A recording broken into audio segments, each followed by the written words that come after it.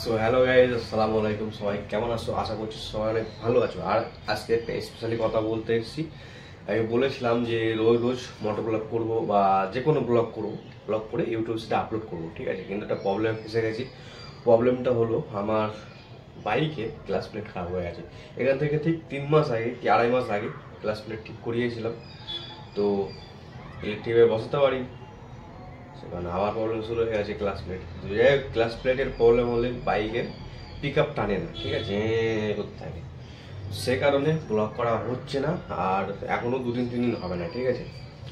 ভালো লাগে না, একটা প্রবলেম সে ঠিক করে উঠি আর একটা শুরু হয়ে যায়।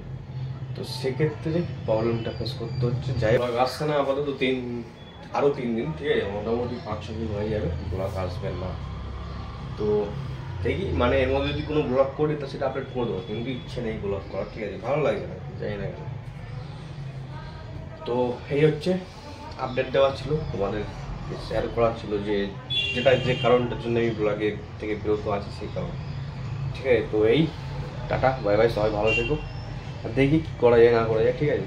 তো একটা ব্লগ করতে হবে জানি। তো অন্যের বাইক যদি চেয়ে পায় তো করবো। ছিল আপডেট দেওয়ার যে প্রবলেমটা কী ফেস করছিস তোমরা বুঝতে পারছো। তো বাইকের প্রবলেম হয়ে গেছে, মোটামুটি এখনও 2-3 দিন সময় লেগে গেছে সেটা ঠিক করতে, ঠিক আছে। হুট করে কদিন আগেই ঠিক করলাম, আবার হয়ে গেছে। যাই হোক, 2,000-2,500 টাকা যাবে।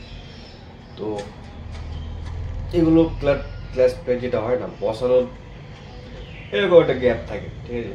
আর প্লেট থাকে, ওখানে সেট করতে হয়। ওখানে সেট না ভালোভাবে না ফিটিং করতে পারলে 2 মাস 3 মাস পর পর খারাপ হয়ে যায়। তো এই হলো সমস্যা।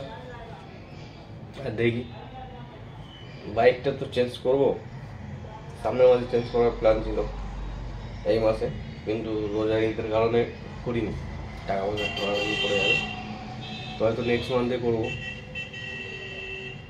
নেক্সট মান্থে হয়তো বাইক করবো। তো ভাবছি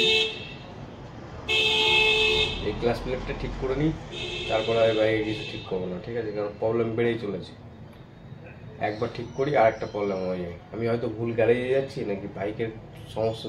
ক্লাস প্লেট 2 মাস আগে ঠিক করি, 2 মাস না আগে মাস, এত তাদের ঠিক খারাপ কী করে হয়। যাই হোক, এটা আপডেট দেওয়া ছিল। আর দেখি এর মধ্যে যদি ব্লগ করতে পারি তাহলে ভালো, সেটা তোমরা পেয়েই যাবে। আপাতত বিদায় নিচ্ছি, সবাই ভালো থেকো। এটা এইটুকু জানানো ছিল, কারণ আমি যা করি কম বেশি সাবস্ক্রাইবারদের সাথে শেয়ার করি, ঠিক আছে। তো সবাই ভালো থেকো, টাটা।